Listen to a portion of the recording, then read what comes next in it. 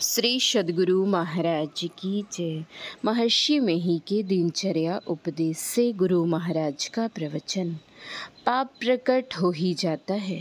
प्यारे लोगों, यूनान के रहने वाले सिकंदर का नाम आप लोगों ने सुना है।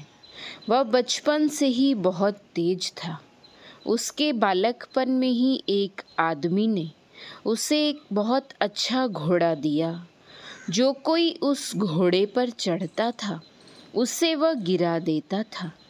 सिकंदर ने कहा कि मैं इस घोड़े पर चढ़ूँगा। उसके पिताजी ने उसे संकेत किया कि तुमको भी यह घोड़ा गिरा देगा। सिकंदर ने कहा कि मैंने इस घोड़े को परख लिया है। वह घोड़ा अपनी परछाई देखकर भड़कता था। सिकंदर सूर्योदय होने पर उस घोड़े पर चढ़ा और उसे सीधे पूरब की ओर खूब दौड़ाया।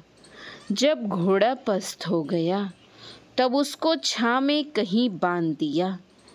जब पिछली वेला हुई तब फिर उसको पश्चिम की ओर मुँह करके दौड़ाता हुआ घर चला आया। इस तरह उसने घोड़े को हैरान कर दिया। लड़कपन से ही वह बुद्धिमान था। जब से उसका जन्म हुआ तब से ही उसके सिर में 2 सींग उगे हुए थे। वह उनको ढक कर रखता था। उनको कोई दूसरा आदमी नहीं देख पाया था। जब वह राजा हुआ तब उसको बाल मुड़ाने की ज़रूरत पड़ी। सींगों को उसके गुरु ने गुप्त रखने को कहा था। सिकंदर ने राज्य में जितने नाई थे सबसे एक एक करके बाल बनवाता गया और उसको मारता गया।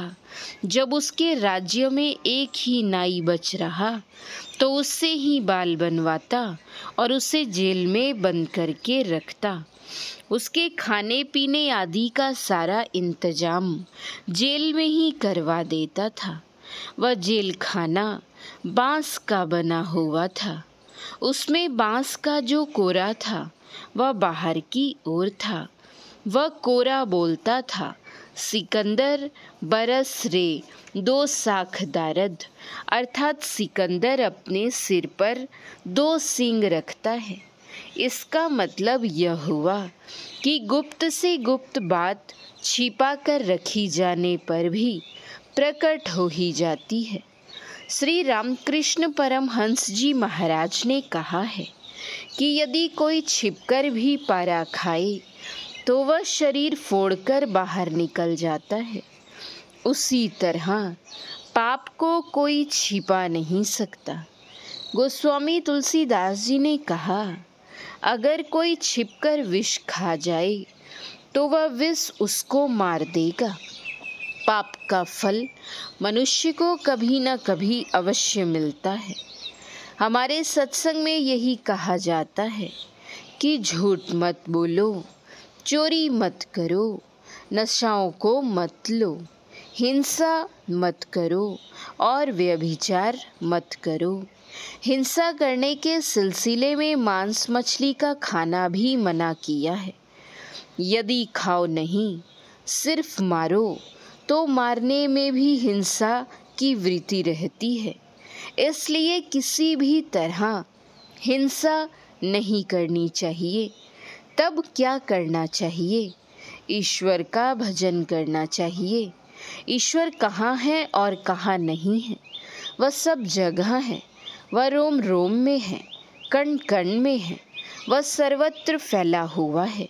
जो कुछ आप बाहर में आँख से देखते हैं, कान से सुनते हैं, नासिका से गंध लेते हैं, चमड़े से स्पर्श करते हैं, ये सब बाहरी विषय हैं।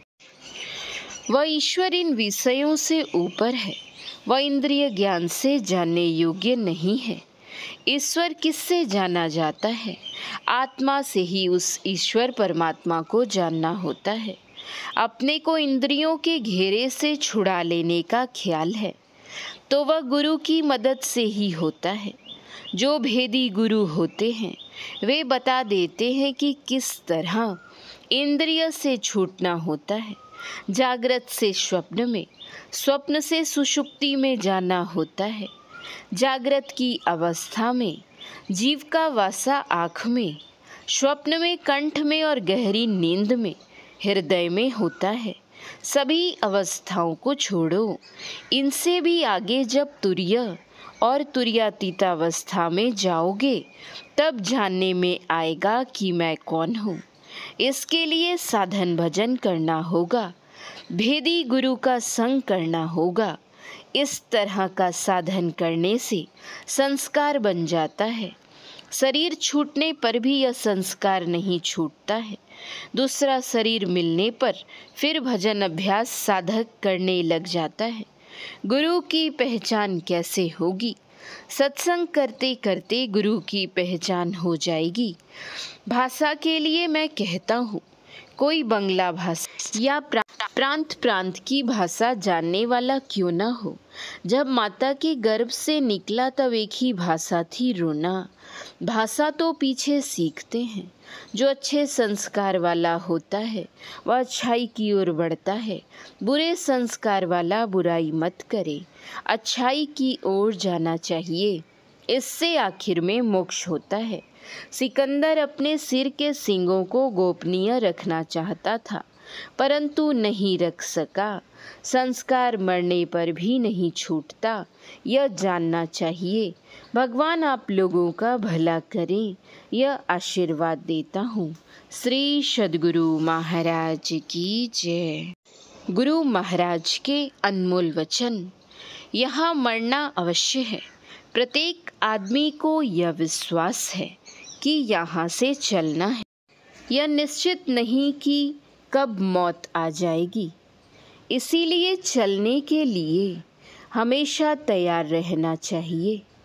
इसको दृढ़ता से जान लो कि ईश्वर की प्राप्ति देहयुक्त रहने से नहीं होता है।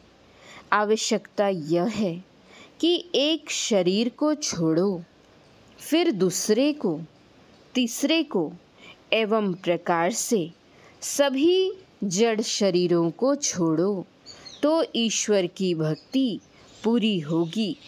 महर्षि में ही परमहंस जी महाराज। श्री सद्गुरु महाराज की जय। श्री सद्गुरु महाराज की जय।